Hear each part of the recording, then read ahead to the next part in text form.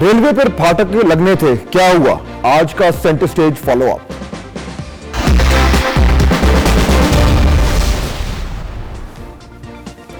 13 جنوری کو میاں چنو میں ہونے والے ٹرین حادثے کو ہم نے اٹھایا تھا۔ آپ کو یاد ہوگا اس سانحے میں 9 بچے شہید ہو گئے تھے۔ ہم نے محکمہ ریلوے میں موجود خامیوں کی نشاندہی کی تھی اور یہ بتایا تھا کہ پھاٹک کا ہونا کتنا ضروری ہے۔ شور مچانے پر میاں چنو میں تو پھاٹک لگ گیا مگر اور کہیں نہیں۔ ہم نے یہ وعدہ کیا تھا کہ ہم اس ایشو پر نظر رکھیں گے اور جب تک یہ پھاٹک وہاں پہ نہیں لگیں گے ہم اس کو فالو کرتے رہیں گے، کیونکہ ریلوے کے حکام نے خود اس بات کا اعتراف کیا تھا کہ یہ ان کی ذمہ داری بنتی ہے اور وہ صوبائی حکومتوں اور وفاقی حکومت کے ساتھ مل کر اس مسئلے کا حل نکالیں گے۔ شہید ہونے والے بچوں کے لواحقین کو امداد اس وقت نہ ملی تھی، حالانکہ اس کا اعلان ہو چکا تھا۔ ہم نے 21 جنوری کو آواز اٹھائی تھی اور کہا تھا کہ وعدے کے باوجود ان لوگوں کو پیسے نہیں مل رہے۔ جب یہ ہم نے شور مچایا تو ان بچوں کے لواحقین کو پیسے مل گئے تھے۔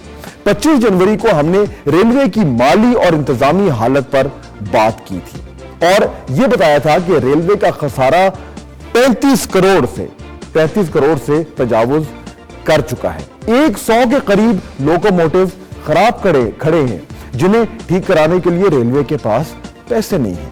30 جنوری کو ٹرین ڈرائیور ایسوسی ایشن کے صدر نذیر آوان وہ ہمارے پروگرام میں آئے تھے۔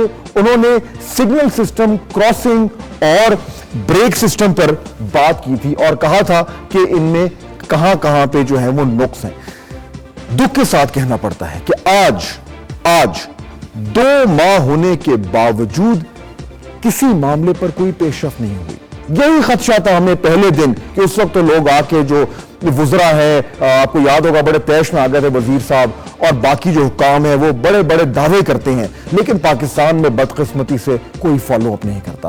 پھاٹک لگانے کے حوالے سے جو محکمہ ریلوے، ضلعی اور صوبائی حکومتوں نے مشترکہ طور پر سروے کیا تھا اور ہمیں یہ بار بتایا گیا تھا، ہم اس کو فالو کرتے رہے اور مختلف حکام سے بات کرتے رہے۔ حالانکہ وزیر اعظم کے دفتر بھی ہم نے بات کی، ہم نے ان سے پوچھا تھا کہ آپ ہمیں بتائیں کہ یہ جو آپ دعویٰ کر گئے ہیں اس کو کیسا پورا کریں گے، اور ہمیں یہ بتایا گیا تھا کہ یہ سروے ہو رہا ہے، آرڈر دے دیا گیا ہے، جو فنڈز ہیں ان کے حوالے سے بھی کہا گیا ہے کہ یہ فنڈز جو ہیں وہ مہیا کیے جائیں گے، اور جیسے یہ سروے آئے گا کہ کون سے جو پھاٹک ہیں جہاں پہ سب سے زیادہ ضرورت ہے تو یہ پھاٹک جو ہے وہ لگ جائیں گے۔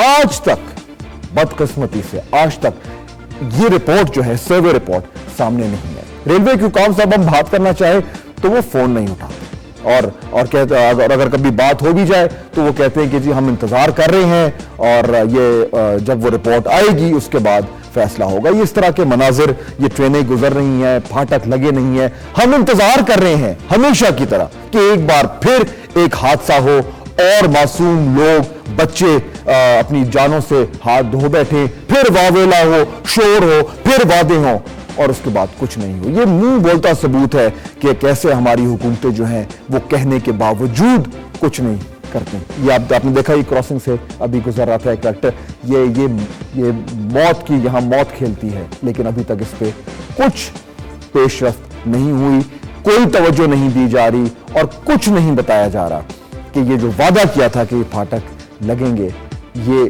کیا واقعی لگیں گے اور آخر کب۔ اور اب آخری بات،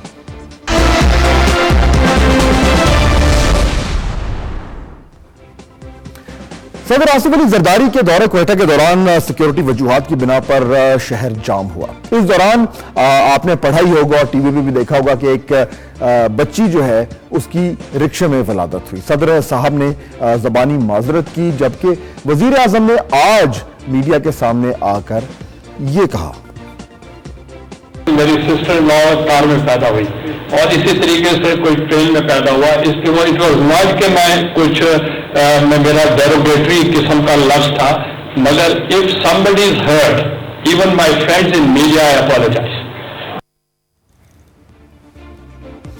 اپالوجائز تو کر دیا وزیر اعظم صاحب نے، لیکن ہم یہی کہیں گے کہ یہ ان کی غلطی نہیں ہے۔ یہ جو وزیر اعظم صاحب نے کامنٹ دیا تھا یہ شاید پاکستان کا جو حکمران طبقہ ہے اس کی ذہنیت کی عکاسی کرتا ہے۔ بہرحال اپالوجائز کیا ہے، اپالوجی ایکسپٹڈ۔ فہد حسین کو اجازت دیجیے، خدا حافظ۔